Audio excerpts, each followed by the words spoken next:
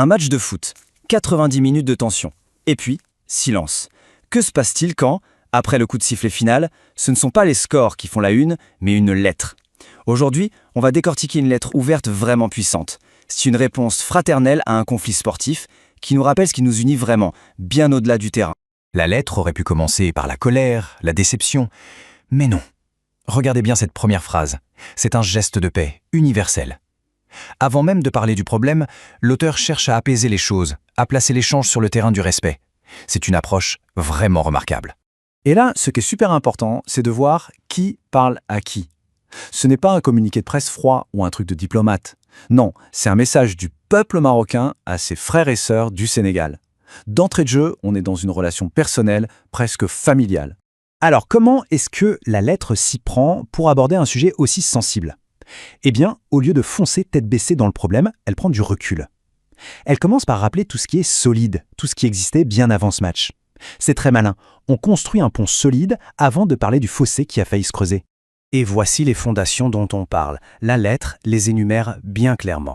L'islam, la fraternité, une histoire commune et des valeurs humaines partagées. Le message est limpide, ces 4 piliers pèsent infiniment plus lourd dans la balance que le résultat d'un match de 90 minutes. Ce qui est très fort avec cette citation, c'est qu'elle est absolue. Le mot inébranlable, il n'est pas choisi au hasard. Il suggère que cette relation, c'est une constante, une certitude qui ne peut pas être mise en question par des événements passagers, aussi regrettables soient-ils. Bon, maintenant que ces bases solides ont été posées, la lettre peut enfin aborder le sujet qui fâche. Elle ne l'ignore pas, elle ne le minimise pas non plus, elle y fait face, directement. Voyons un peu comment. Et cette diapositive le montre parfaitement. À gauche, on a l'idéal du sport, la fête, l'unité, la joie.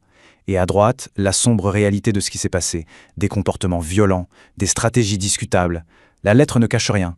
Elle met ces 2 réalités côte à côte pour bien reconnaître la fracture.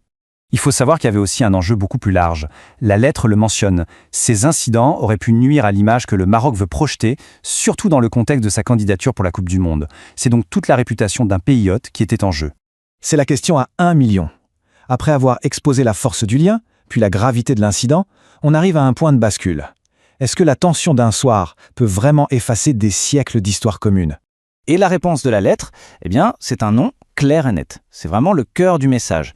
C'est une preuve de maturité incroyable. En gros, oui, on a vu ce qui s'est passé, on le regrette, mais non, ça ne détruira pas notre lien.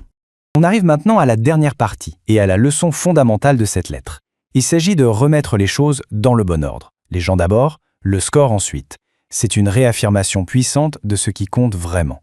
En fait, la lettre nous donne sa propre définition de la fraternité. Ce n'est pas juste un concept abstrait, c'est une pratique active. C'est cette capacité à faire la part des choses, à ne pas tomber dans les généralisations et à préserver l'affection globale malgré des frictions locales. Et c'est ça le point crucial. Ne pas juger tout un peuple pour les actions de quelques individus. C'est un appel à la sagesse qui est essentiel pour maintenir des relations saines, que ce soit entre 2 personnes ou entre 2 nations. Et la lettre se conclut sur cette trajectoire. Pas de demi-mesure, ce sont des affirmations claires et positives, de l'amour, du respect, des vœux de succès, et ce rappel final que le sport doit être un pont et jamais un mur. Finalement, cette histoire nous laisse avec une question essentielle. Face aux pressions de la compétition, qu'elles soient sportives, économiques ou autres, sur quoi choisit-on de se concentrer? Sur ce qui nous divise un instant ou sur ce qui nous unit pour toujours? La réponse du peuple marocain, elle, est plutôt claire.